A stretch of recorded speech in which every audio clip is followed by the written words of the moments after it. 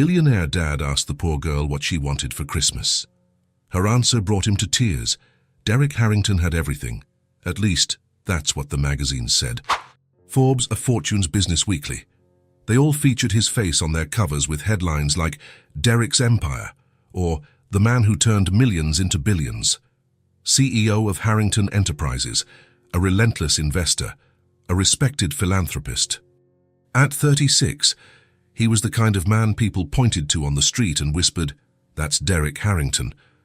But no one whispered about the rest. No one knew that he woke up at 5:30 in the morning because he couldn't sleep properly anymore. That he walked through the halls of his own house like a stranger. That the huge mansion, with its impeccable gardens and infinity pool, was the loneliest place he knew. Silence. It was always silent. That Thursday morning, Derek adjusted his tie in front of the hall mirror and checked his watch. 6:15. The driver should already be waiting. He picked up his leather briefcase, gave his reflection one last look. Grey suit, hair in place, impeccable posture, and turned toward the door. He paused for a moment. He looked at the staircase leading to the third floor. All quiet. Derek took a deep breath and left. In the back of the black Mercedes, he stared out the window as the driver navigated the morning traffic. People on the sidewalks, children with backpacks, parents holding their children's hands, life happening outside. He looked away. 2 hours later, on the third floor of the silent mansion, Lila began to wake up. She stirred under the pink comforter, rubbed her light-colored eyes, and slowly sat up in her king-size bed. Her blonde hair was messy, falling across her face. She looked around. The room was full of toys, dolls piled in the corner, stuffed animals on shelves, a 3-story dollhouse with blinking lights, everything new, everything expensive, everything still. The door opened. "Good morning, Princess." Sandra came in with a smile that was a little too wide. "Did you sleep well?" Lila didn't answer right away. She just looked at the nanny, then at the door. "Where's Daddy?" Sandra hesitated. "Oh, sweetie, your father already left. He went to work very early today." "Again?" "Yes, love. He works a lot, doesn't he? But he left a little kiss for you." Lila looked down. "He always leaves early." Sandra came closer and sat on the edge of the bed. "I know, sweetie. But he thinks about you all the time. Come on, let's have breakfast. I made pancakes." Lila slid out of bed, her bare feet touching the soft carpet. She followed Sandra into the hall, then down the stairs, holding onto the railing. The house was enormous. White walls, crystal chandeliers, everything impeccable, everything empty. In the giant kitchen, Sandra placed the plate in front of Lila. Pancakes with chocolate syrup, just the way she liked. "There you go. Eat it all up, okay?" Lila picked up her fork and started eating slowly. Sandra washed the dishes, humming, but she glanced at the girl from time to time. She was so quiet, so small at that huge table. "Oh, you know what we can do today?" Sandra tried to cheer her up. "Play outside, or paint. You love to paint." "Okay. Or we could put together that new puzzle your father bought." "Okay," Sandra sighed. Lila never complained, never cried.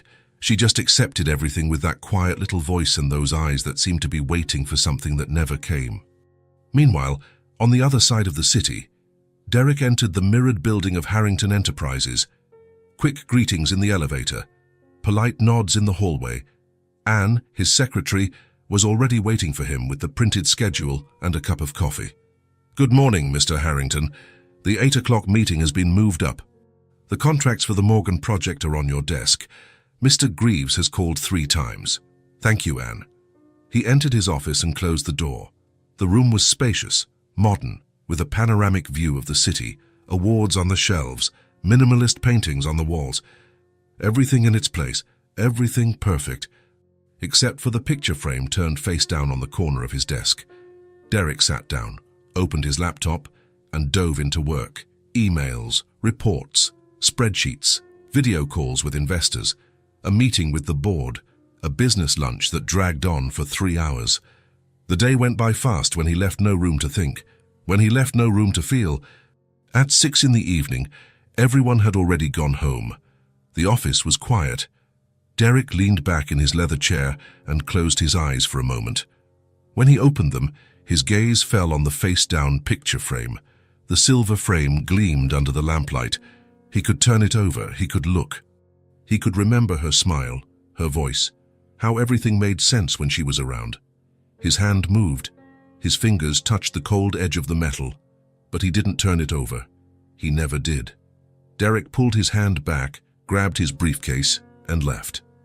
At home, Lila was in the playroom with Maria, the afternoon nanny. There was a giant puzzle on the rug. Lila was fitting the pieces one by one, while Maria scrolled on her phone on the couch. "Is it almost done?" Maria asked without looking up. "Yes, that's good, sweetie." Lila placed the last piece. The puzzle showed a family, a father, a mother, 2 kids, a dog, all smiling under a tree. She stared at it for a long time. Then she got up and went to the window. Down below, the garden was empty. The pool still, no sound, no movement. When Derek got home, it was already past 9. The house was immersed in its usual silence. Lights on, empty hallways. He went up the stairs, passed by Lila's room, and stopped. The door was slightly ajar. He peeked inside. Lila was lying down, hugging a teddy bear. Her eyes were closed. Her breathing was calm. Derek stood there for a few seconds, just watching. Then he continued to his own room, took off his suit jacket, loosened his tie, and sat on the edge of the bed. On the nightstand, there was another picture frame, also turned face down. He looked at the object, then looked away. He lay down, turned off the light, and closed his eyes. That's when he heard it. "Daddy." The voice was very quiet, coming from the hallway. Derek opened his eyes. Lila was standing in the doorway of his room, holding her teddy bear, her blonde hair disheveled, her light-colored eyes shining in the dark. "What is it, honey?" He sat up in bed. "Di, you're not sleeping." "I woke up." She stood there, too small in that enormous hallway. "I wanted to say good night." Derek felt something tighten in his chest. He looked at the little girl, at those eyes that were so much like her mother's. "Come here." Lila slowly crossed the room and stopped beside the bed. Derek gently stroked her hair. "Good night, my daughter." Lila smiled, a small but real smile. "Good night, Daddy." She turned and left the room, going back to her own floor. Derek stayed there, sitting in the dark, listening to her little footsteps fading down the hall. Then he lay down again, but this time it took a little longer for him to close his eyes. The traffic was impossible. Derek stared out the Mercedes window as the car moved a few feet and stopped again. Horns blaring, engines revving, people crossing between cars. A typical Thursday in downtown. "Sorry for the delay, Mr. Harrington," the driver said, tapping his fingers on the steering wheel. "There's an accident up ahead. It's going to take a while." "No problem." Derek went back to looking at his phone. Emails, reports. There was always something to read, something to solve. It was easier that way, keeping his mind busy, not thinking, not feeling. The car stopped again, red light. That's when he saw them. Outside, on the sidewalk next to the traffic light, there was a woman and a little girl. The woman held a box of candy, offering it to the passing cars. She was young, maybe around 30, with a tired but clean face. Brown hair tied back in a simple ponytail, modest but neat clothes, and next to her, a little blonde girl. The child couldn't have been more than 5 years old. Light hair falling over her thin shoulders, huge blue eyes. She held her mother's hand with one hand and Bo, with the other, held out small packets of candy to the passing drivers. Most of them didn't even look. Derek just watched. He didn't know why. There was something about that scene that captivated him. The little girl smiled even when people ignored her. She waved. She tried again. The car next to him sped off as soon as the light turned green, almost bumping into them. The mother quickly pulled her daughter back. Derek felt something tighten in his chest. "Sir," the driver looked in the rearview mirror. "The light is green." "Wait." Before he could think, Derek rolled down the window. The woman approached, holding the box of candy. Her smile was polite, but tired. "Good afternoon, sir. Would you like to buy some candy?" Derek looked at her, then at the little girl beside her. The child's light-colored eyes stared at him with curiosity. "How much is it?" he asked. $2 a pack. 3 for $5. Derek took out his wallet and pulled out a $50 bill. "Keep the change." The woman's eyes widened. "Sir, that's too much. You don't have to give it back." Derek took 3 packs of candy without really looking at them. Then he turned his attention back to the little girl. She was still staring at him, standing quietly beside her mother. There was something in that gaze, something he recognized. Loneliness. Derek didn't know what came over him in that moment. Maybe it was the way the girl looked at him. Maybe it was the exhaustion of pretending everything was okay. Maybe it was just an impulse. "You can ask for anything you want," he said, looking directly at the child. "What do you want for Christmas?" The girl blinked. She looked at her mother, then back at Derek. "Me?" she asked in a tiny voice. "Yes, you." The mother put a hand on her daughter's shoulder. "Daisy, you don't have to." But the little girl was already speaking. Without thinking, without a filter, with that brutal honesty only children have. "I wish you were my dad." The world stopped. The sound of the traffic disappeared. The horns, the voices, the engines, everything became distant, muffled, as if Derek were underwater. He stared at the girl, at those huge blue eyes that looked at him without malice, without calculation, just pure truth. The mother turned red. "Daisy, oh my gosh, I'm so sorry, sir. She's just a child. She doesn't know what she—" But Derek wasn't listening. All he saw was that little blonde girl, with her light hair blowing in the wind, holding her mother's hand as if it were the only solid thing in the world. And those words, "I wish you were my dad." Derek had heard many things in his life: million-dollar business proposals, exaggerated compliments, desperate pleas, but nothing had ever broken through his defenses like that. Nothing had ever hurt so much. The light turned green. The car behind him honked. "Mr. Harrington." The driver turned, concerned. "Are you okay?" Derek blinked. He came back to reality. The traffic noise returned. The city started moving again. He looked at the woman, who was still red-faced, clearly embarrassed. "I'm really sorry. She didn't mean—" "It's okay." Derek's voice came out hoarse. He cleared his throat. "It's okay." Another car honked, louder this time. "We have to go, sir." The driver was tense now. Derek nodded. He took one last look at the little girl. She was still staring at him, not quite understanding what had happened. The window rolled up. The car moved forward. Derek sat still in the back seat, holding the 3 packs of candy whose flavor he didn't even know, staring ahead, breathing slowly. "Mr. Harrington." The driver looked in the rearview mirror. "Are you okay?" "Yes." But his voice sounded distant. "I'm fine." A lie. Nothing was fine. The words kept echoing in his head. "I wish you were my dad."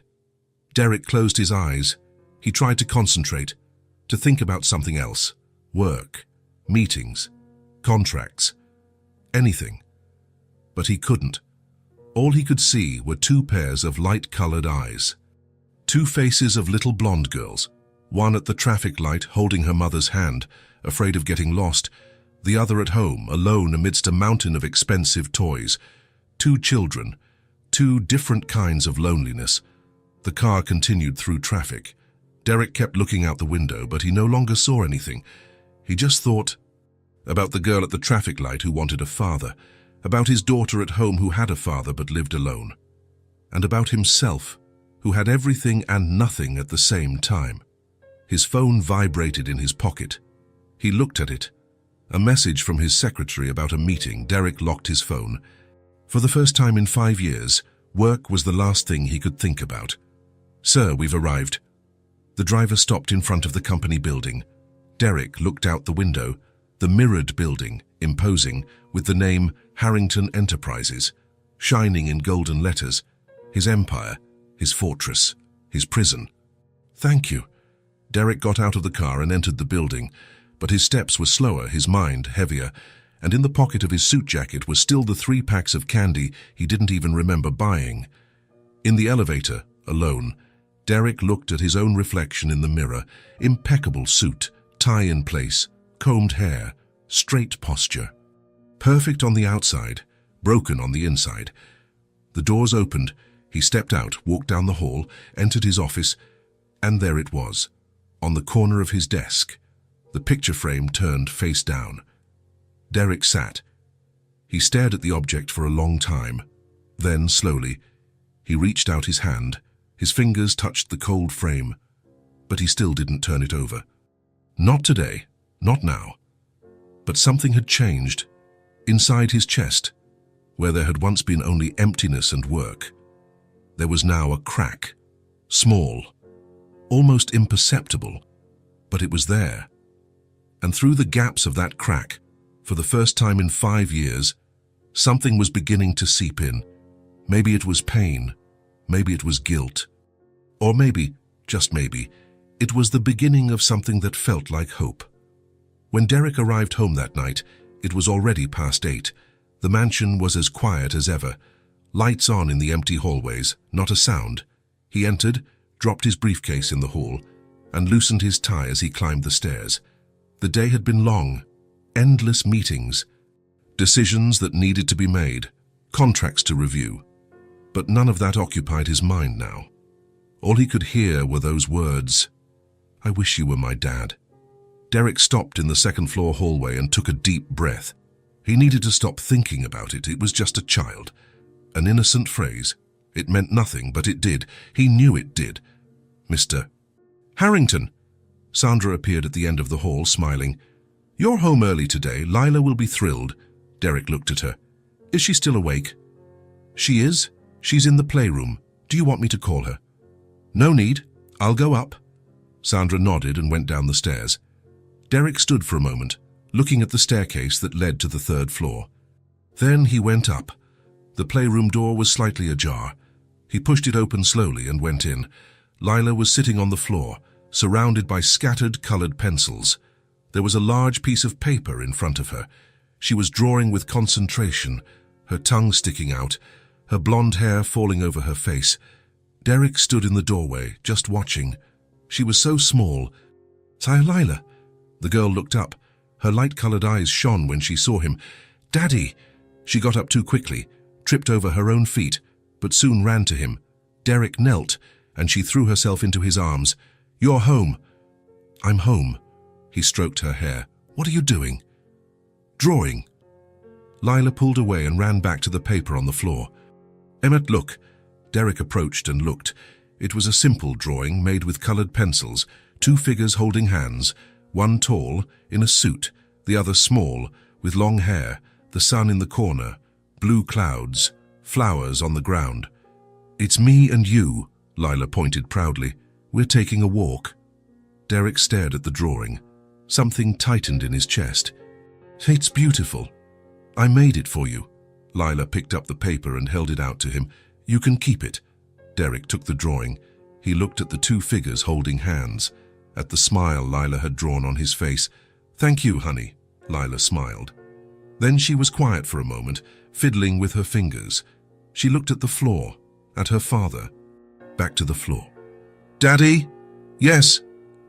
"Can you play with me today?" Her voice was quiet, shy, as if she was afraid of the answer. Derek looked at his daughter, at those light-colored eyes, full of hope. And then he looked at his watch. He still had emails to answer, reports to review, a presentation to prepare for tomorrow's meeting, work that couldn't wait. "Not right now, sweetie," the words came out automatically. "Daddy's busy." The light in Lila's eyes faded. "Okay." She didn't cry. She didn't complain. She just lowered her head and went back to the colored pencils on the floor. Derek stood there for a second. He wanted to say something. He wanted to take it back. He wanted to sit on the floor and play with her. But he did none of that. "I'm going to work in the office for a bit. Then Sandra will put you to bed, okay?" "Okay, Daddy." Her voice was even quieter now. Derek turned and left the room. He slowly closed the door behind him. In the hallway, he stopped. He stood there, looking at the drawing he still held in his hand. 2 figures holding hands. He folded the paper and put it in his suit jacket pocket. Then he went down to his office. The room was dark. Derek turned on the light, sat in the leather chair, and turned on the computer. The screen lit up, showing dozens of unread emails. He opened the first one, started to read, but the words didn't register. All he could see was Lila's face, her eyes fading, her head lowering. "Can you play with me today?" "Not right now, sweetie." Derek closed his eyes and rubbed his face with his hands. Why was it so hard? Why couldn't he just be a normal father? Play, talk, be present. He knew the answer. It was easier to work. Easier to hide behind meetings and contracts and important decisions. Easier than facing the truth. The truth that he was alone. The truth that he had failed. Derek opened his eyes and looked at the face-down picture frame on his desk. 5 years. 5 years since everything had fallen apart. Since she had left and left a hole that nothing could fill. He had tried. He had thrown himself into his work. He had built an empire. He had given Lila everything. Toys, clothes, the best school, the best house, the best of everything except himself. The phone rang. Derek answered without thinking. "Hello? Mr. Harrington, it's James. About tomorrow's meeting." Derek half listened, responded on autopilot, hung up. He stared at the computer screen. Then, without knowing why, he reached into his pocket and took out the folded drawing. He opened it on the desk. 2 figures holding hands, smiling. And then, like a lightning bolt, the words came back. "I wish you were my dad." The girl from the traffic light, the light-colored eyes, the hand holding her mother's tightly. And Lila, upstairs, alone among the toys. Can you play with me today?" "Not right now, sweetie." The 2 sentences mixed in his head. A child who wanted a father, another who had a father but was alone anyway. Derek looked at the face-down picture frame, then at the drawing, then at his own empty hands. When she had died, he had sworn he would do everything right, that he would take care of his daughter, that he would give her everything she needed. But he had failed. Not for lack of money, not for lack of resources, for lack of presence, for lack of him. The absence of her mother and his own absence now mingled in his guilt.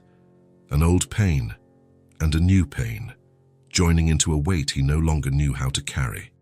Derek sat there, alone in his office, looking at the drawing of a little girl who just wanted her father's attention. And for the first time in 5 years, he allowed himself to feel the pain, the guilt, the regret, to feel everything he had tried to bury under work and meetings and contracts. Upstairs, Lila was lying in bed.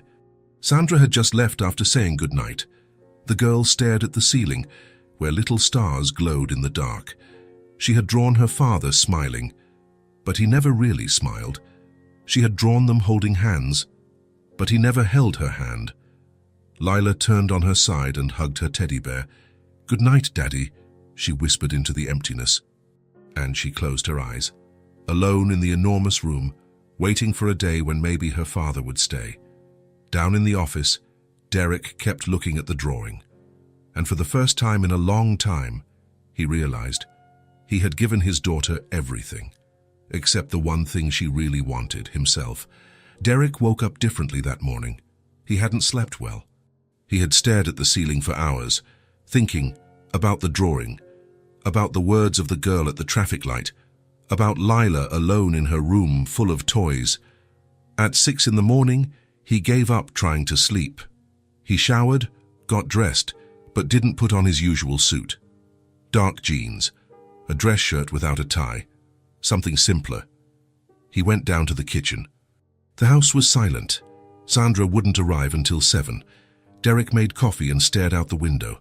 The sun was beginning to rise, the empty garden outside. He took his cup and went up to the 3rd floor. The door to Lila's room was slightly ajar. He pushed it open slowly and peeked inside. She was still asleep, hugging her teddy bear, her blonde hair spread across the pillow. Derek stood there for a moment, just watching. Then he went downstairs, grabbed his car keys, and left. He drove himself this time. No driver. No intermediaries. He took the same route as yesterday, crossing through downtown. The traffic was already starting to get heavy. Derek stopped at the same traffic light as yesterday. He looked at the sidewalk, empty. He waited for the light to turn, drove on and went around the block. He passed by again. Nothing. Derek parked on a nearby street and walked back. He walked along the sidewalk, looking around, and then he saw them. At the corner, under a tree, there they were. The woman with brown hair was holding the box of candy. The little blonde girl was beside her, holding out packets to the people passing by. Derek took a deep breath and approached. The woman saw him first. Her eyes widened in surprise. "Sir?" The little girl looked up. She recognized him. "It's you!" Derek stopped in front of them. "Hi." The woman looked awkward. "Sir, about yesterday, my daughter didn't mean to..." "It's okay." Derek held up his hand. "Really? It's okay." There was a silence. The little girl looked at him with those huge blue eyes. Curious. "I came to buy more candy," Derek said. The woman blinked. "More?" "Yes, I ran out of the ones from yesterday." It was a lie. The 3 packs were still untouched in his office drawer. The woman took a few packs and held them out. "How many would you like, sir?" "About 10. He paid, took the packs, then he just stood there, not quite sure what to do. The woman looked at him, clearly confused. The little girl just smiled. "What's your name?" Derek asked. She hesitated. "Natalie." "And her?" "Daisy." Derek knelt down to the girl's level. "Hi, Daisy." "Hi," she smiled, showing her little teeth. "How old are you?" Daisy held up one hand, fingers spread. 5. "Same age as my daughter." Daisy's eyes lit up. "You have a daughter?" "I do. Her name is Lila." "Is she nice?" Derek smiled. A real smile. "Very nice." Natalie watched the conversation, quiet. There was something in her eyes, tiredness, but also dignity. She wasn't asking for pity. Derek stood up. "How long have you two been selling here?" Natalie tucked her hair behind her ear. "About 2 years." "Every day? Most days?" She looked at Daisy. When she's not in school, and when she's in school. I come alone." Derek nodded. "Is it hard?" Natalie gave a tired smile. "It's life. We do what we have to do." There was no self-pity in her voice, just fact. Derek looked at Daisy, then back at Natalie.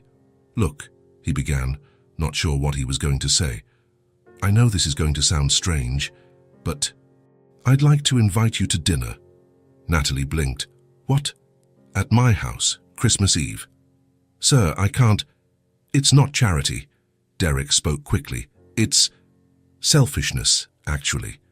Natalie frowned. "What do you mean?" Derek looked at Daisy, then back at Natalie. "Yesterday, when your daughter said that about wanting me to be her dad, it got to me. I thought about it all night." He took a deep breath. "I have a daughter at home who has everything, but she doesn't have the one thing that matters. She doesn't have a present father. And when I saw you two here, I realized something." "What?" "That my daughter has what yours wants, and your daughter has what mine needs." Natalie was silent, processing. "Your daughter wants a father. My daughter has a father, but lives alone." Derek put his hands in his pockets. "I thought maybe you could have dinner with us. It would be good for Lila to have company. And for me, I think it would be good to see what a real family looks like." The words came out raw. Too honest. Natalie looked at him for a long moment. "Studying him? Why would you do that?" she asked. "Because yesterday your daughter made me realize I'm failing my own." Derek didn't look away. "And because I think you two remind me of something I'd forgotten." Natalie looked at Daisy. The girl had sat down on the ground and was drawing something with her finger in the dust on the sidewalk. "I don't know, sir." "Derek, call me Derek." "Derek." She tested the name. "Look, it's very generous, but I want you to come to my house." He spoke firmly. "It will be important for us, for me and for Lila." Natalie hesitated. "Are you sure?" "I am." She was quiet for another moment. Then she looked at her daughter again. "Okay," Natalie said finally. "We'll go." Derek felt something lift from his chest. "Really? Really? But only if you promise one thing." "What?" "That it won't be weird, that it won't be out of pity, that it will just be dinner." Derek nodded. I promise. Natalie smiled, a small but real smile. Derek took a card from his pocket and wrote his address on the back. Christmas Eve, at 7. We'll be there. He handed her the card. Natalie took it and put it away carefully. Thank you, she said softly. Thank you. Daisy ran back. Mommy, look, I sold 3. Natalie smiled and ruffled her daughter's hair. That's great, honey. Daisy looked at Derek. Are you leaving? I am, but I'll see you soon. When? In a few days. You and your mum are coming to my house for dinner. Daisy's eyes lit up. Really? Really? Will your daughter be there? She will.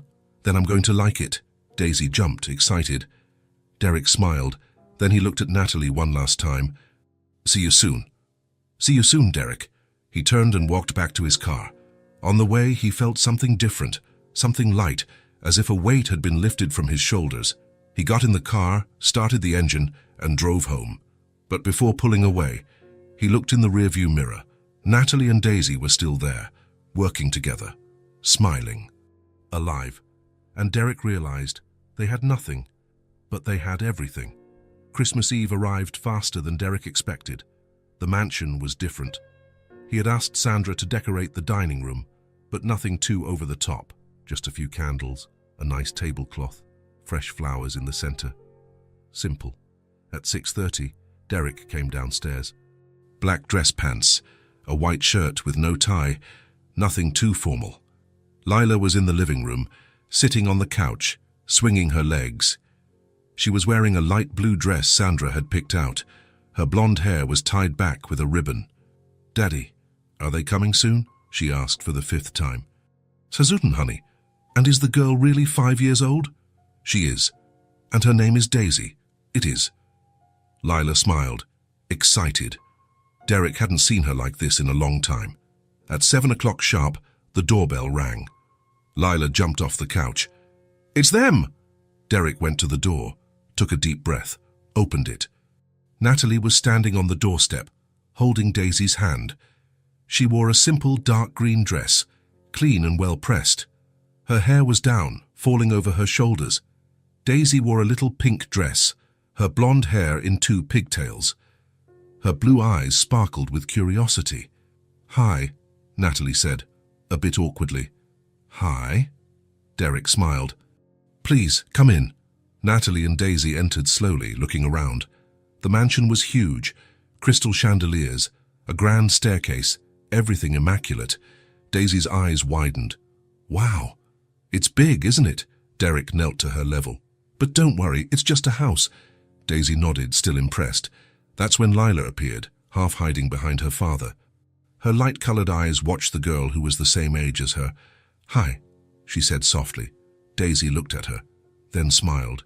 Hi. Are you Lila? Daisy asked. I am. I'm Daisy. I know. My dad told me. The 2 girls looked at each other for a moment. Daisy took a step forward. Your dress is pretty. Yours too. Do you want to play with me? Lila looked at her father. Derek nodded encouragingly.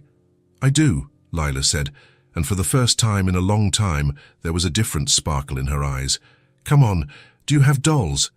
Daisy was already excited. I do, a lot of them. I love dolls. The 2 girls smiled at each other. Daisy held out her hand. Lila took it. And just like that, as if they had known each other for years, they ran up to the playroom. Derek and Natalie stood in the hall, watching the girls go up the stairs. I think they're already friends, Natalie said, smiling. It seems so. There was a silence. Natalie looked around again, clearly uncomfortable with so much luxury. Come on, I'll show you the kitchen, Derek said. I still need to finish a few things for dinner. Can I help? Of course.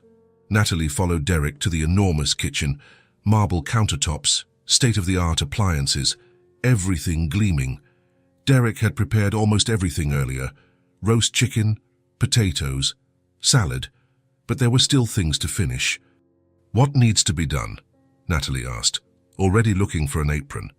Just need to finish seasoning a few things. Set the table. Let me help. They worked side by side. Natalie moved around the kitchen naturally, arranging plates, organizing silverware. There was no hesitation. Just someone used to working, to getting things done. "Do you cook often?" Natalie asked as she arranged the napkins. "Not really. Usually it's Sandra, my employee, but today I wanted to do it myself. It smells good. I hope it tastes good too." Natalie smiled. "I'm sure it will." While Derek finished seasoning the food, Natalie continued to help. She grabbed the right things without needing to be asked. She organized everything carefully. "Thank you for inviting us," Natalie said suddenly. "Really, I don't know why you did it, but it means a lot." Derek stopped what he was doing. "I should be thanking you for coming. Daisy hasn't stopped talking about it all week. She's never been in a house like this. She's never had anything like this. Lila couldn't stop asking about you either." Natalie looked at him. "She seems like a sweet girl." "She is." Derek went back to stirring the pot. "Very sweet and very lonely." The tone of his voice made Natalie stop what she was doing.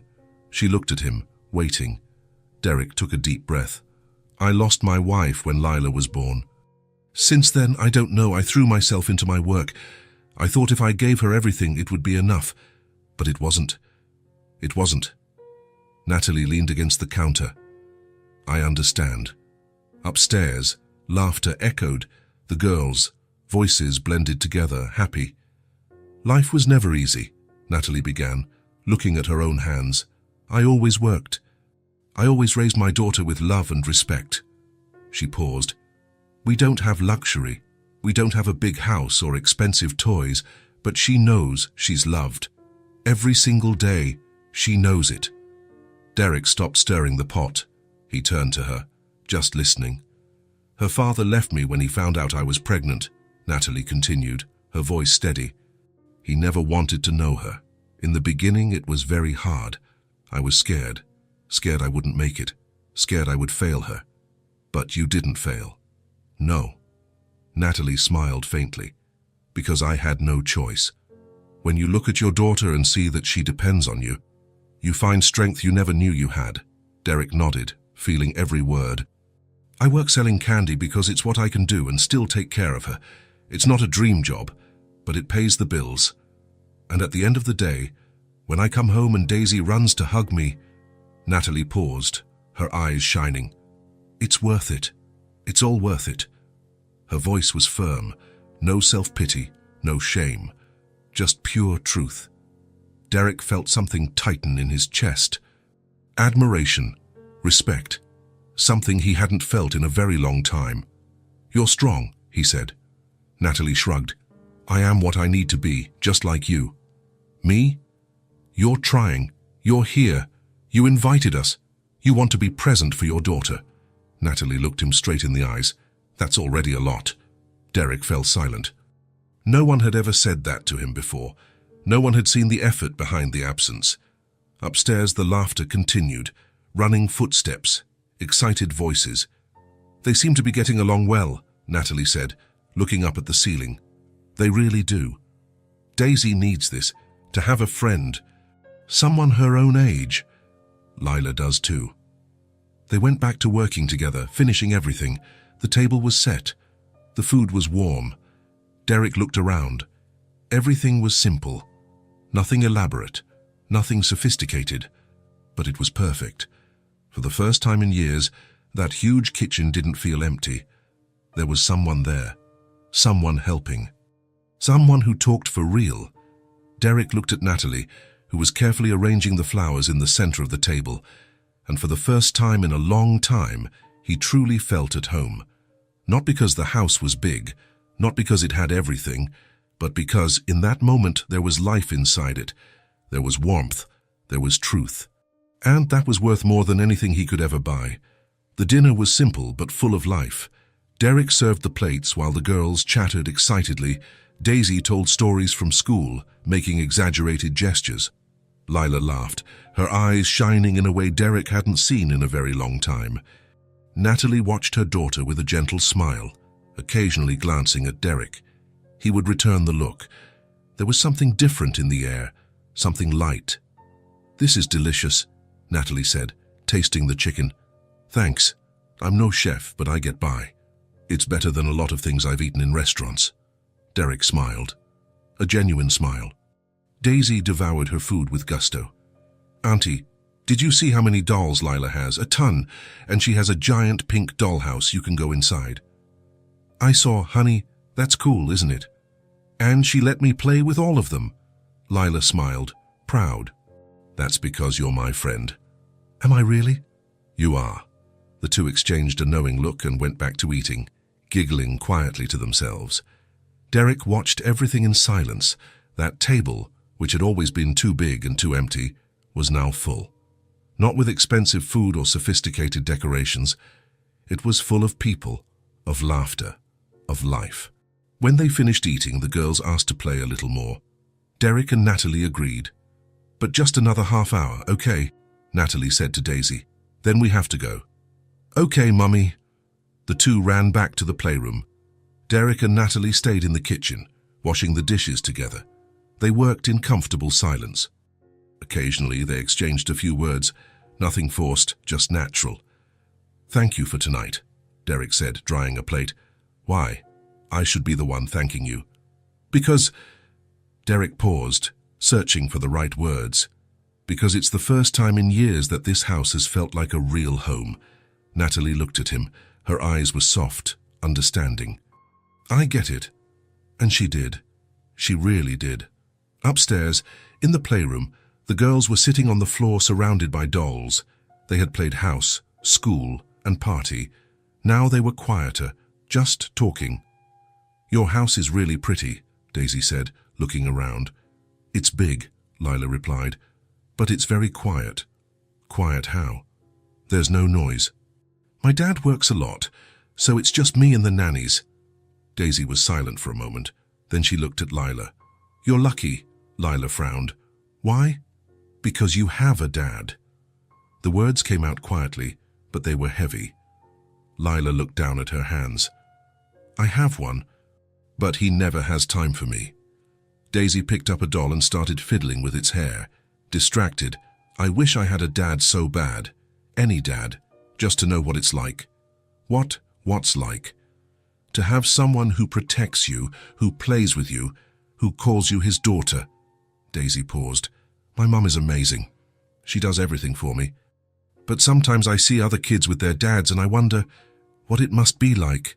Lila was quiet, looking at Daisy, then at the doll in her own hands. My dad gives me everything, she said slowly. Toys, clothes, everything I want, but... Her voice broke. But I just wish he would stay with me. The two looked at each other. Silence. They didn't need to say anything more. In that moment, they understood each other in a way only children can. Without judgment, without explanation, just pure understanding. Daisy held out her hand. Lila took it. Can we be real friends? Daisy asked. We can, I want to. Me too. They smiled at each other, then went back to playing, but now there was something different, something deeper, a connection. Half an hour later, Natalie went up to get Daisy. Honey, we have to go, Daisy pouted. Already? It's getting late. Come on. Daisy got up slowly. So did Lila. Can you come back? Lila asked, her voice full of hope. Daisy looked at her mother. Natalie smiled. Of course she can. Promise? Promise? The girls hugged, a tight, long hug. When they came downstairs, Derek was waiting in the hall. Natalie picked up her purse. Thank you for everything, she said. It was a special night. For me, too. Daisy approached Derek. She looked up at this tall man who had been kind to her, who had asked her questions, who had smiled for real. She just stood there, looking. Then, in her tiny but firm voice, she said, Thank you for being my dad for a day. Derek felt his chest tighten. Daisy continued, her blue eyes shining. Today I felt what it's like to have a complete family. The world stopped. Derek looked at that little blonde girl, with her eyes full of innocence and truth. The same words that had pierced his defenses at the traffic light now came back, but with a different weight. It wasn't just a request anymore. It was gratitude. Derek slowly knelt down to her level. His eyes were moist. Thank you for coming, he said. his voice hoarse. Daisy smiled. Then she threw her arms around him. Derek hugged her back, tightly, as if he were hugging all the things he had failed to do, all the times he had failed. Natalie watched, moved. Lila did too, not fully understanding, but sensing that this moment was important. When Daisy let go, she looked at Derek one last time. "You're a good dad." "Lila is lucky." Derek couldn't answer. He just nodded. Natalie took her daughter's hand. "Yes, let's go, honey." They left. Derek and Lila stood at the door, watching the car drive away into the cold night. When the door closed, the house returned to silence. But it was a different kind of silence. It was no longer empty. It was full of unspoken things, of silent promises, of something that had changed. Lila looked up at her father. "Daddy?" "Yes, honey." "Did you like them?" Derek looked at his daughter, at those light-colored eyes that were so much like her mother's. "I liked them a lot. Can they really come back?" "They can." Lila smiled, a huge, genuine smile. "I really liked Daisy. She's my best friend now."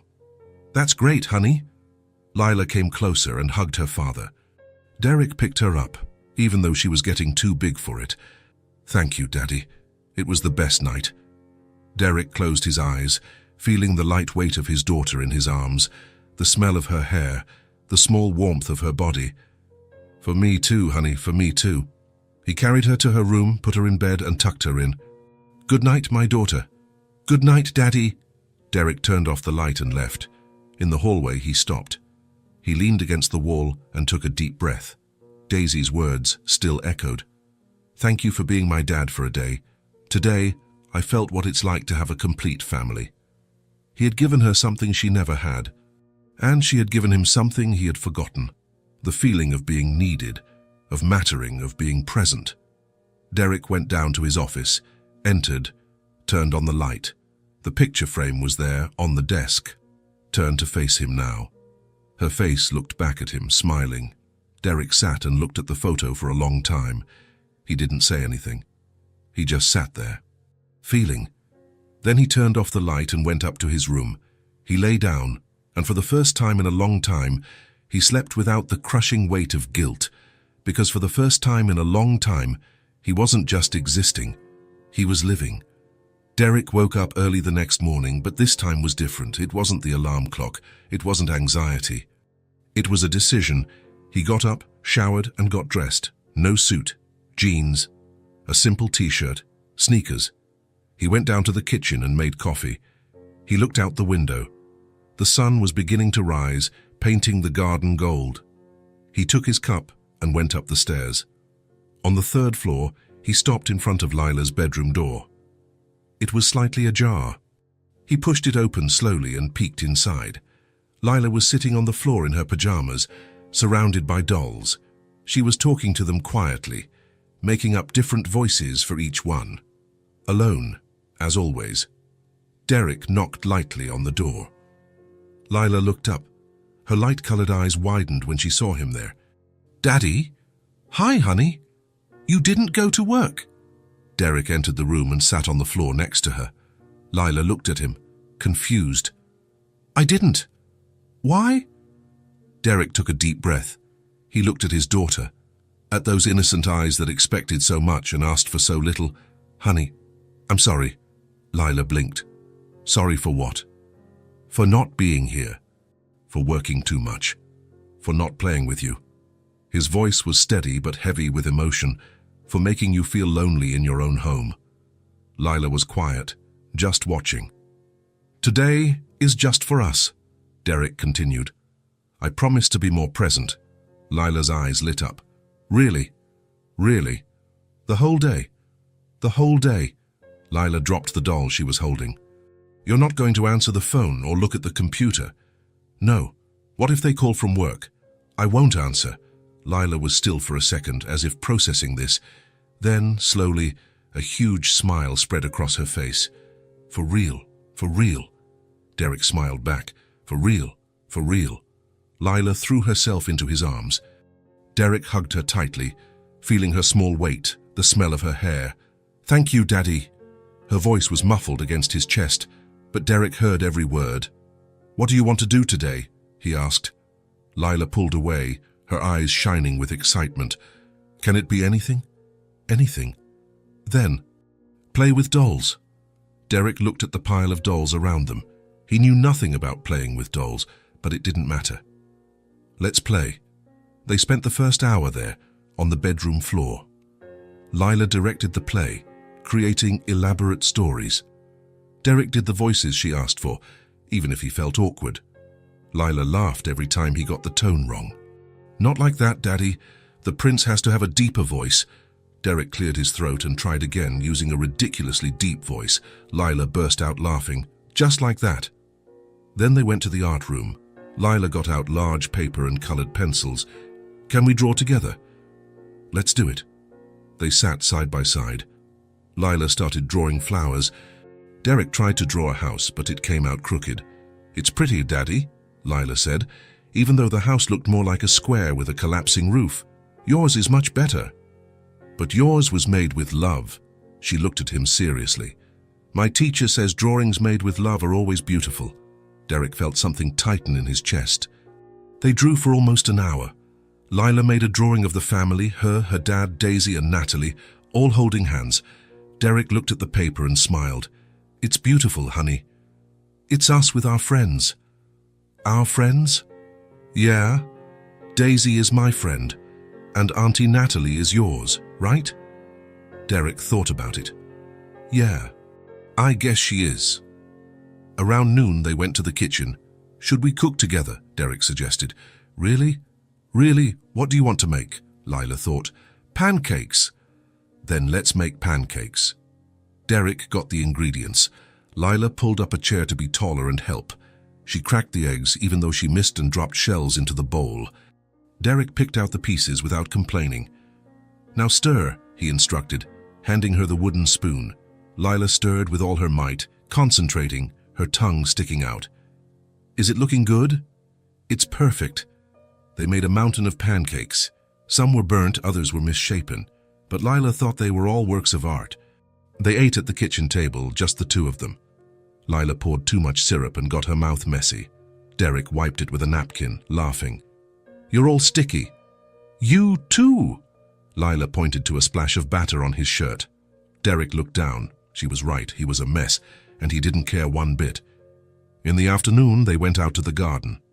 Something Derek hadn't done in years. "Can we play tag?" Lila asked.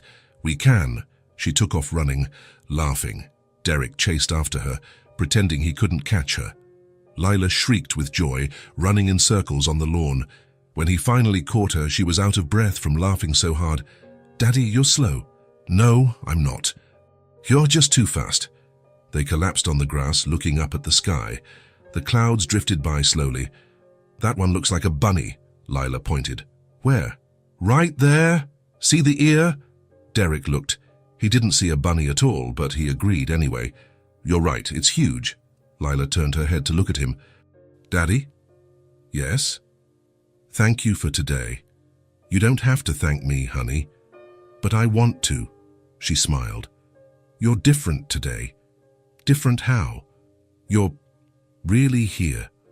The words were simple, but they carried enormous weight. Derek turned on his side to face her. He stroked his daughter's blonde hair. "And I'm going to try to be here more, okay? Promise." "I promise." Lila smiled. A different smile. Lighter. More genuine. For the first time, she didn't seem like a child waiting for something that never arrived. She seemed like a child being a child. They stayed in the garden until the sun began to set. Then they went back inside, tired and happy. That night, Derek made pasta. Simple, with tomato sauce. Lila helped prepare the salad, cutting the tomatoes with a plastic knife. They had dinner together, talking about their day, about the crooked pancakes, about the bunny in the clouds, about everything and nothing. When she finished, Lila yawned. "I'm sleepy. Come on, I'll take you to bed." Derek carried her up the stairs. Lila rested her head on his shoulder, her eyes already closing. In her room, he gently placed her in bed, covered her with the comforter, kissed her forehead. Good night, my daughter. Lila opened her eyes a little. Daddy? Yes? Today was the best day of my life. Derek felt a lump in his throat. For me too, honey. She smiled and closed her eyes again. Derek stayed there for another moment, just watching her sleep, her peaceful little face, her calm breathing. Then he left, closing the door softly. In the hallway, he stopped, leaned against the wall. A whole day. Just one day, but it had been enough to show him everything he had been missing. Derek went down to his office, but he didn't turn on the computer. He didn't pick up his phone. He just sat in his chair and looked out the window. And for the first time in years, he didn't feel guilty for not working. He felt peace for having been where it really mattered, with his daughter. The next day, Derek woke up with a strange feeling. It wasn't anxiety. It wasn't the usual weight. It was anticipation. He went down to the kitchen and found Lila already at the table, still in her pajamas, swinging her legs. "Good morning, Daddy." "Good morning, honey," he smiled. "Did you sleep well?" "Very well. And today? What are we going to do?" Derek poured her some juice. "I thought we could go out. Take a walk downtown, get some ice cream. What do you think?" Lila's eyes lit up. "Really? Really? Just the two of us? Just the two of us?" Lila jumped from her chair and hugged her dad. "I'm going to get ready." She ran up the stairs. Derek stood there, drinking his coffee, listening to her hurried footsteps on the floor above. An hour later, they left. Derek driving, Lila in the back seat, humming quietly. She wore a yellow dress, and her blonde hair was tied back with a white ribbon. Downtown was bustling, people walking back and forth, shops open, music playing somewhere. The bright sun lit up everything. Derek parked and helped Lila out of the car. She held his hand tightly. "Which way are we going?" "Let's just walk, see what we find." They walked along the sidewalk. Lila stopped at every shop window, pointing at things, asking questions. A doll, a dress, a coloring book. Derek answered everything patiently, smiling every time she got excited. That's when she stopped suddenly. "Daddy, look!" Derek followed her gaze. Across the street, sitting on a bench under a tree, were Natalie and Daisy. Natalie held a shopping bag on her lap. Daisy was beside her, eating what looked like a sandwich.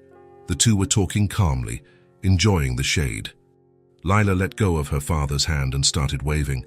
"Daisy, Daisy." Daisy looked up. She recognized her. Her blue eyes lit up. "Lila!"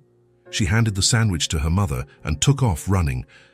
The two met in the middle of the sidewalk, laughing, hugging as if they hadn't seen each other in months. Derek crossed the street slowly. Natalie had stood up, adjusting her bag. "Hi," she said, a little surprised, but with a smile on her lips. "Hi." Derek smiled back.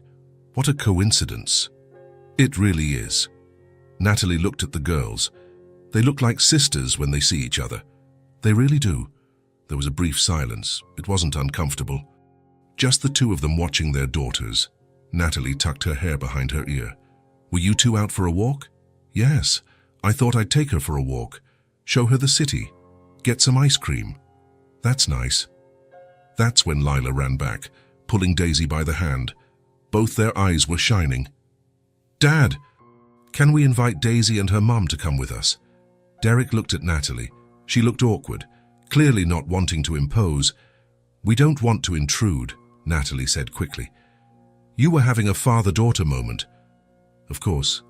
Let's all go together." Natalie blinked, surprised. "Are you sure?" "I'm sure." Derek looked at the girls band who were already holding hands, hopeful. "It'll be better this way. More fun." Natalie hesitated for another second. Then she smiled. "Okay then." "Yay!" The girls jumped, celebrating. "Where were you headed?" Natalie asked as they started walking together. "Nowhere specific. Just a walk. Maybe get some ice cream." "Ice cream!" Daisy shouted, excited. "I want ice cream too," Lila agreed. "Then let's get ice cream," Derek said, laughing. They walked through the streets, the four of them together, the girls in front, holding hands, chattering non-stop about dolls and cartoons, Derek and Natalie behind, in comfortable silence. Every now and then, Derek glanced at Natalie. She was watching her daughter with a soft smile. There was something different about her today, more relaxed, lighter. "How was your day yesterday?" Natalie asked. "It was good. I spent the whole day with Lila. She must have loved that." "I think so. We played with dolls, drew, made pancakes." Derek laughed. "I burned half of them." Natalie laughed too, but I bet she thought they were perfect anyway. She did. That's how it works. When you're present, the rest doesn't matter much. Derek looked at her. "That's true.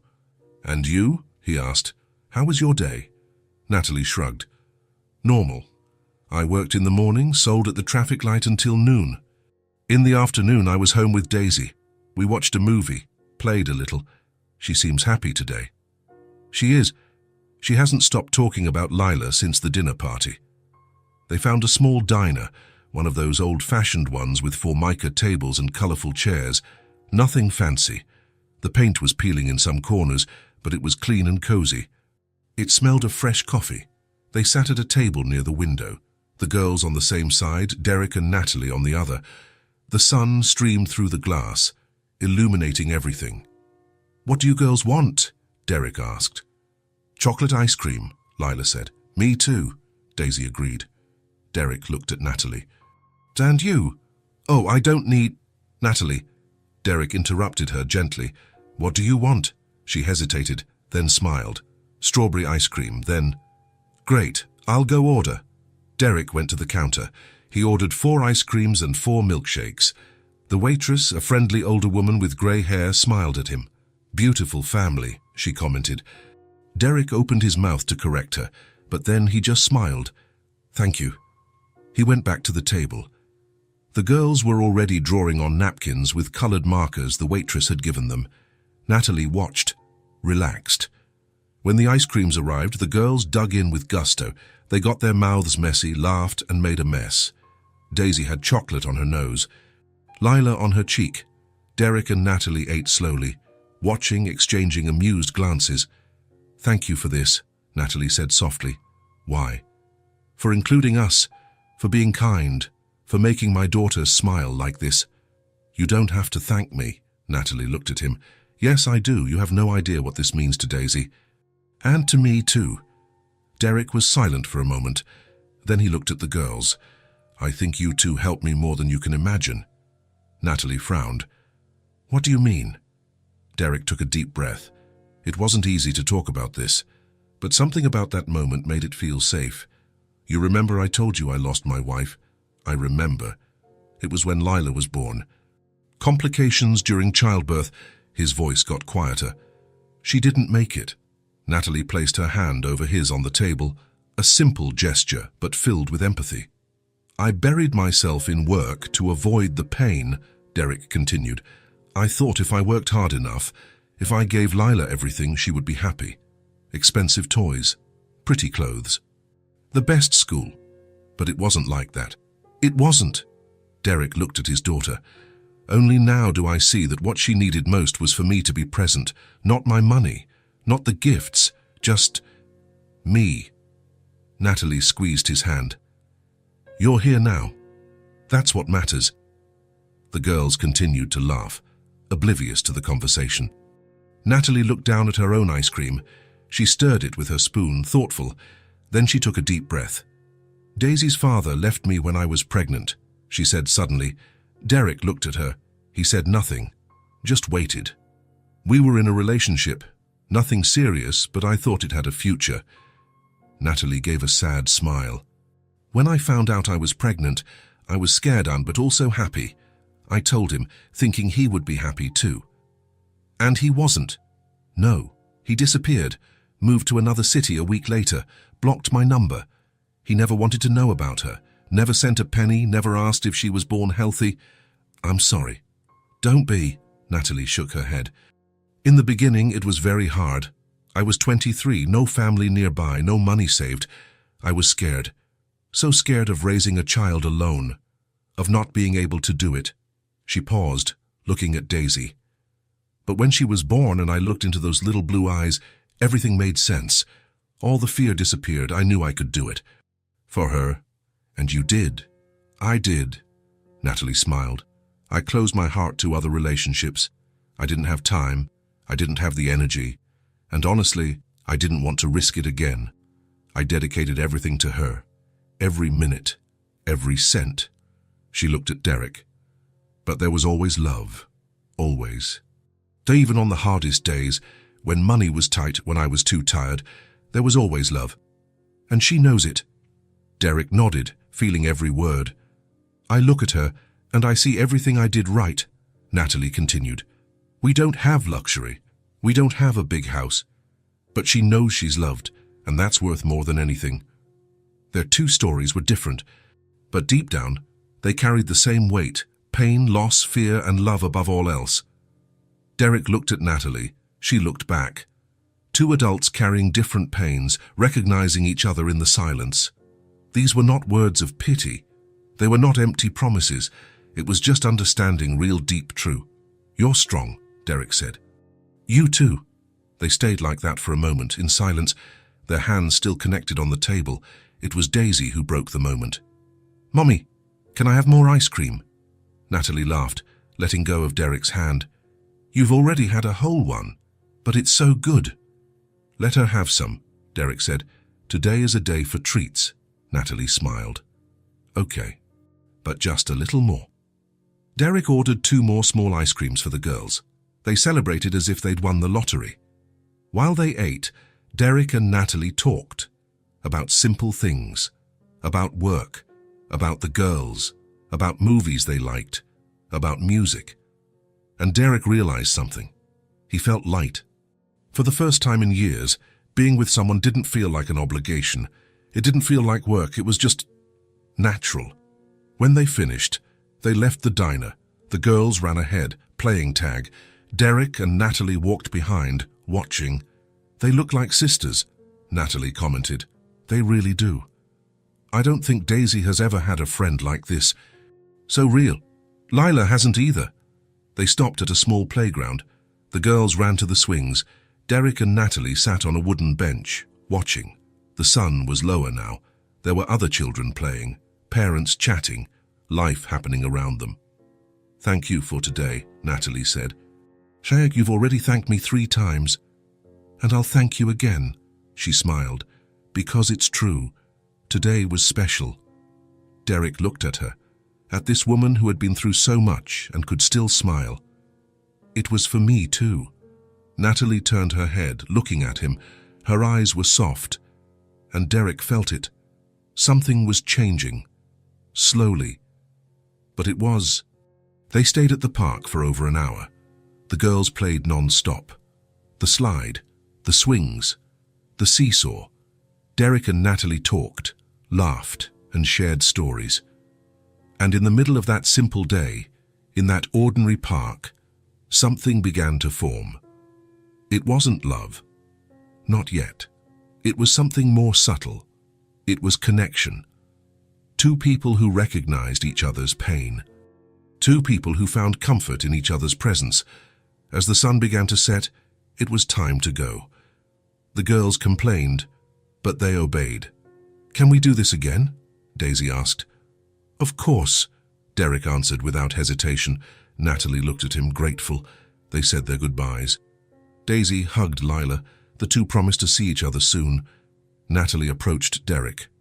Thank you. Really. It was my pleasure. They looked at each other for a moment. Something passed between them, something unspoken but felt. Then Natalie took Daisy's hand and they left.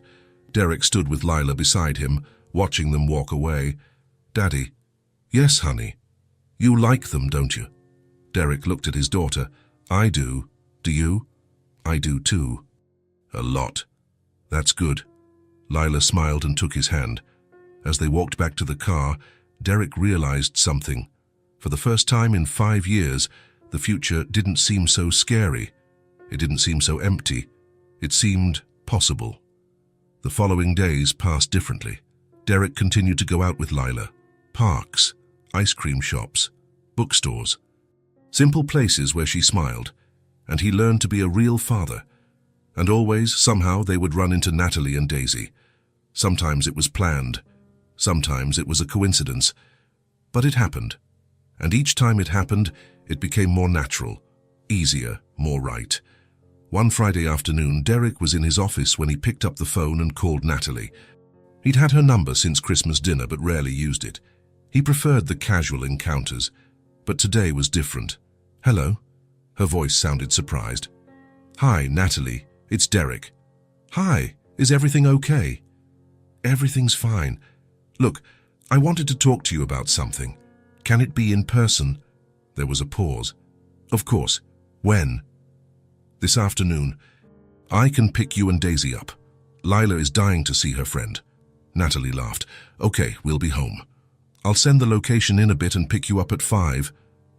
"Perfect." Derek hung up and stared at the phone for a moment. Then he called Anne, his secretary.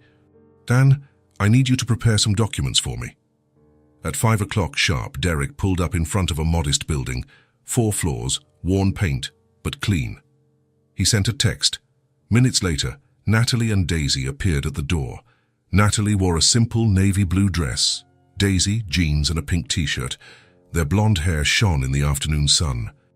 Lila waved from the car window. "Daisy!" Daisy ran and got into the back seat with Lila. The two hugged as if they hadn't seen each other in weeks. Natalie got in the front, a little awkwardly. "Hi." "Hi." Derek smiled. "Thanks for agreeing." "Of course, where are we going?" "I thought we could go to the park.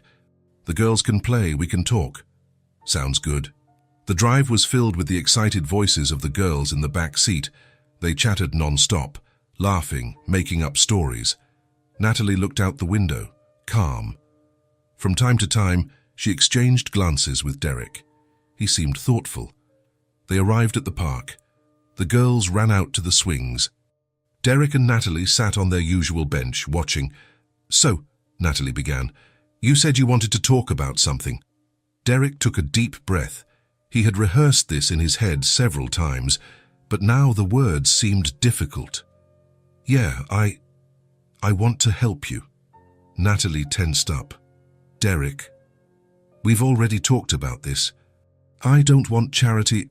"It's not charity," he interrupted her, looking directly into her eyes. "It's an opportunity." Natalie frowned. "What do you mean?" "I want to offer you a job at my company."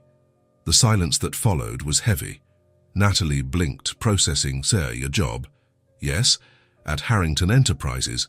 "Derek, I sell candy at a traffic light. I don't have the qualifications to work at a company like yours." "You have something better than qualifications." Derek turned to face her. "You have determination. You have a work ethic. You're raising a daughter on your own. You work every day. You never give up. You never complain. That's worth more than any diploma." Natalie shook her head. "Toys, but I don't know how to do anything corporate. I don't know how to use a computer very well. I don't know." "You'll learn. I know you will." His voice was firm. "I trust you, Natalie." She looked at him, her eyes starting to get watery. "Why?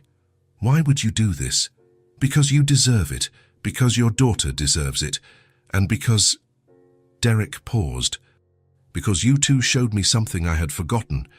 You showed me that it's worth it to be present. It's worth it to try. And I want to give that back."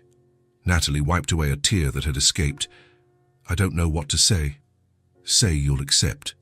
She was quiet for a long moment. She looked at Daisy, who was laughing on the swing next to Lila. "What kind of job would it be?" "Administrative and filing, organizing, reception. Simple things at first. You'll learn the rest as you go. Business hours, a fixed salary, benefits, everything by the book." Natalie bit her lip. "Would I be able to pick Daisy up from school?" "You would." "We can adjust the schedule for that." "What if I'm not good enough?" "You will be." Derek took her hand. "I know you will be." Natalie looked at his hand on hers, then at his face. There was sincerity there. It wasn't pity. It wasn't charity. It was respect. "Okay," she said, her voice trembling. "I accept." Derek smiled. A huge, genuine smile. "Really? Really?" Natalie started to cry, but they were tears of relief, of hope. "Thank you. Thank you so much. You don't have to thank me. You're going to work. You're going to earn it. It will be fair. Natalie laughed through her tears. When do I start? Monday? So soon? Why wait? She shook her head in disbelief. I can't believe this is happening. Believe it, it's real. The girls came running over, out of breath. Mommy, are you crying? Daisy asked, worried. I am, honey, but they're happy tears. Why? Natalie looked at Derek. He nodded, encouragingly.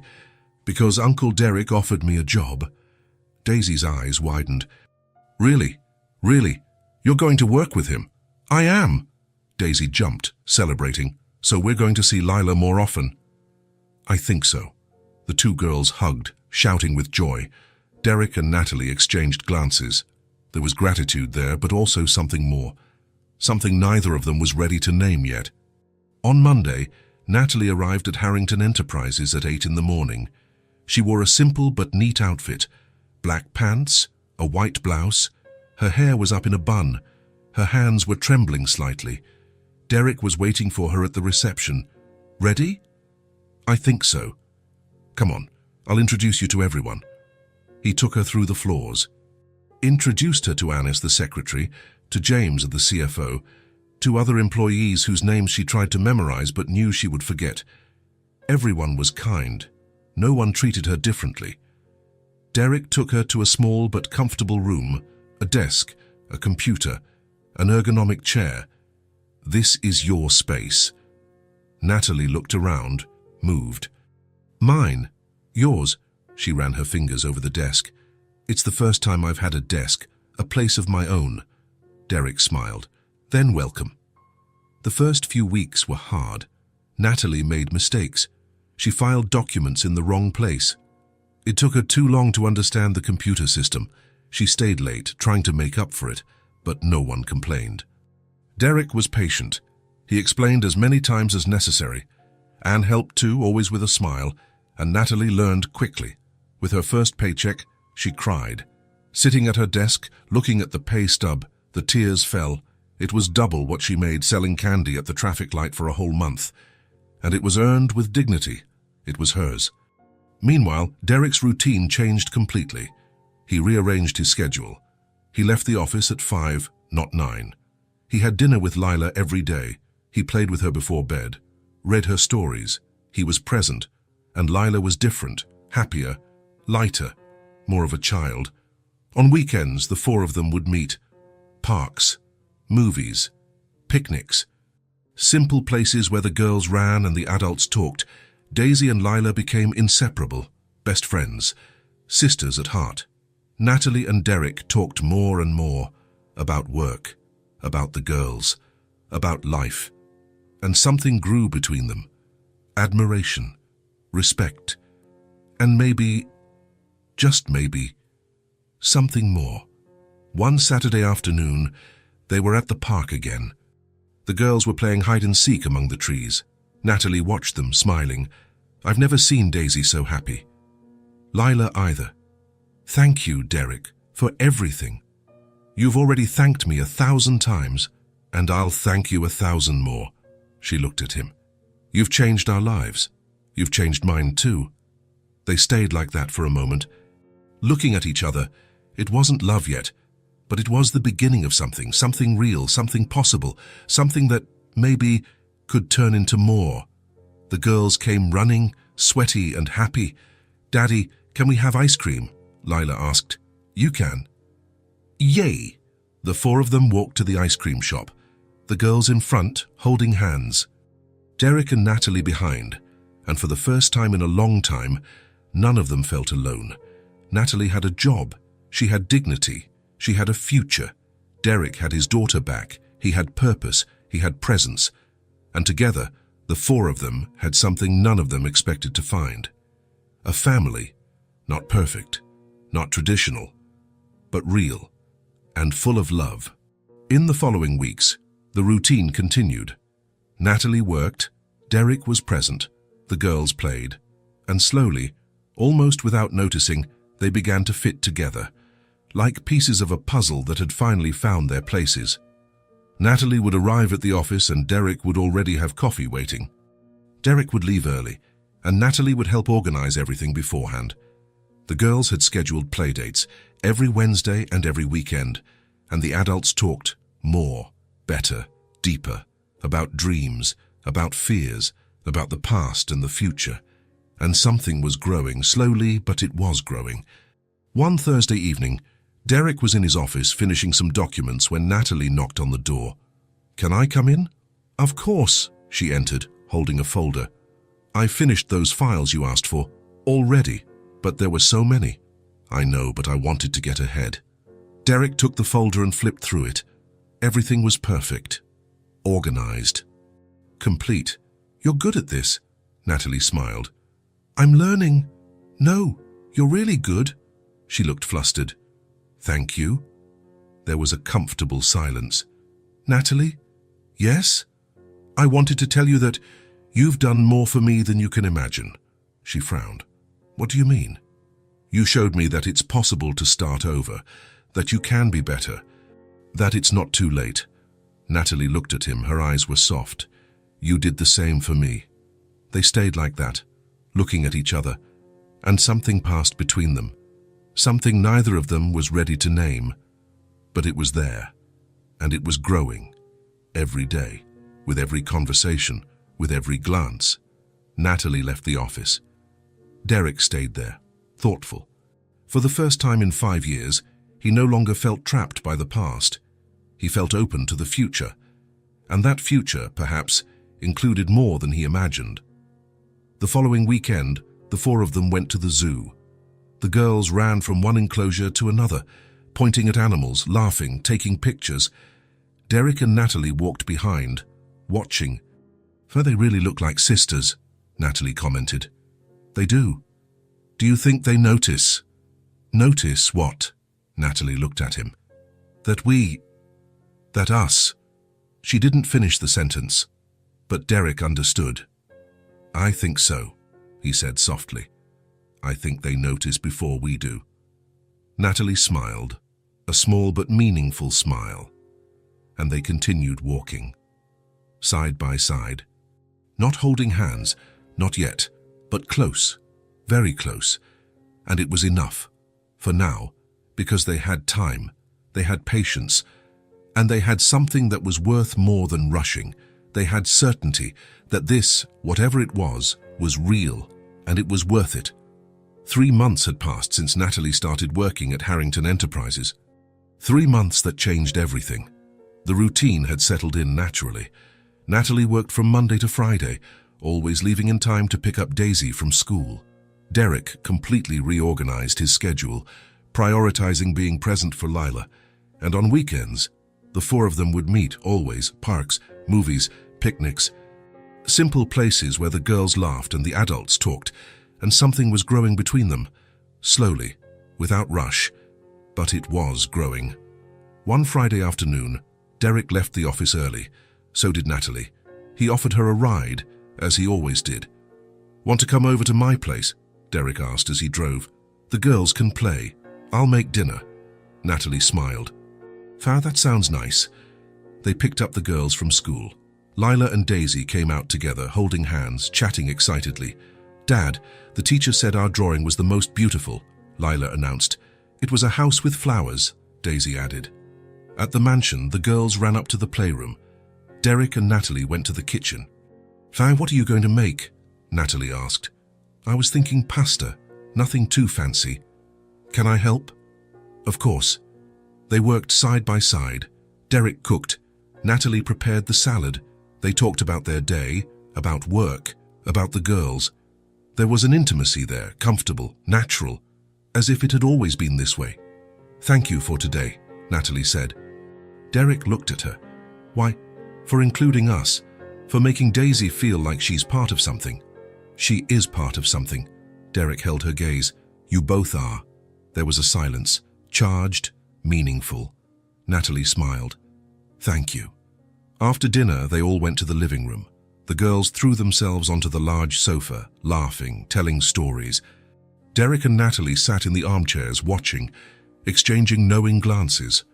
The sun was beginning to set, streaming through the windows and painting everything gold. Soft music was playing. The girls were laughing. The house was full of life. and Derek realized this was home. Lila got up and went to the window. Daisy followed her. The two stood there talking quietly. Derek and Natalie remained in the living room. He asked about a project she was organizing. She told him about it, excited. He praised her. "You have a talent for this," Derek said. "I think it's just the desire to do it right." "It's both." They looked at each other, and something passed between them. Something that had been growing for weeks. Over by the window, Lila was watching, her father talking with Natalie, both of them smiling, Daisy beside her, everyone together. "Do you like coming here?" Lila asked. "I love it," Daisy replied. "Your house is cool and your dad is really nice." "He's changed," Lila said. "He used to be busy all the time. Now he plays with me." "My mum has changed too," Daisy shared. "She's happier." Lila looked back into the room. "Daisy?" "Yeah." "Do you think we could be real sisters one day?" Daisy's eyes widened. "What do you mean?" "I don't know. I just think it would be nice." "It would be really nice," Daisy agreed, excited. The two giggled softly. Then, Lila did something she had been thinking about for days. She walked away from the window and into the living room. Slowly, she stopped between her father and Natalie. Derek noticed. "What is it, honey?" Lila was quiet for a moment. Daisy had come with her. And then, in a soft but firm voice, Lila whispered, "It would be nice if we could be a family." The world stopped. Derek sat motionless, staring at his daughter, at those eyes full of hope. Natalie held her breath. Daisy looked at everyone, hopeful. Lila continued, gaining courage. "We already seem like a family. We laugh together. We eat together. We play together." She looked at her father. "You're happy when they're here, I can see it." Derek felt a lump form in his throat. "And Auntie Natalie is happy too," Lila continued. "She smiles a lot when she's with you, Dad. And Daisy is my best friend, my sister at heart." Natalie wiped away a tear that had escaped. Derek looked at his daughter, then at Natalie. She looked back, her eyes shining. There was no demand there, no pressure, just truth. And something more, something that had been growing for months. Derek didn't promise anything. He didn't make any declarations. He just held out his hand to his daughter. Lila came closer. He pulled her near, holding her hand tightly, then slowly, he looked at Natalie and held out his other hand. Natalie hesitated for a second. Her eyes filled with more tears, but she stood up and took his hand. Their hands met, warm, firm, real, and there, the four of them stood, connected. Daisy ran and hugged her mother's leg with one arm and Derek's leg with the other. Lila did the same on the other side. There were no impossible promises. There were no guarantees, but there was something real, something that was forming. Slowly. "We already are a family," Derek said softly, his voice hoarse. "Maybe not in the traditional way, but we are." Lila smiled, a huge, genuine smile. Natalie squeezed his hand, moved, and they stayed like that for a long moment, just feeling. It wasn't a closed ending. There was no cinematic kiss or marriage proposal. There were no absolute certainties. It was just a beginning, real, honest, imperfect, a beginning of something that none of them knew where it would lead, but that they all wanted to find out, together, in their own time, theirs. As the sun set and the room was lit only by soft lights, the four of them were still there, talking, laughing, planning the weekend, like a family, that maybe, just maybe, was starting to become real. That night, when Natalie and Daisy left, Derek and Lila stood at the door, waving. "Daddy?" "Yes, honey. Are we going to be a real family?" Derek looked at his daughter. He stroked her hair. "We already are, honey, in our own way. And who knows? Maybe we'll become even more." Lila smiled. "I want that." "Me too." They went inside. Derek went up with Lila to her room. "Put her to bed." "Good night, my daughter." "Good night, Daddy." She held his hand. "Today was the best day. For me, too." He kissed her forehead and left. In the hallway, he stopped. And for the first time in a long time, he didn't feel the weight of the past. He felt the lightness of what was to come. In his own room, Derek looked at the picture frame on his nightstand.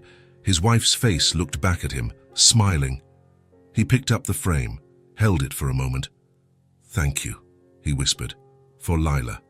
For everything." There was no more pain when he looked at her, just gratitude and the certainty that he was ready to honor the past without being trapped by it, ready to build a future, ready to love again, if it came to that, in its own time. He put the photo back and lay down, and as he closed his eyes, he thought of 4 people. Of 2 blonde girls who had become sisters at heart, of a strong woman who had shown him that starting over was possible, and of himself, who had finally learned to be present. Because maybe, just maybe, those 4 people were truly becoming what Lila had said, a family, in their own way, in their own time, but real.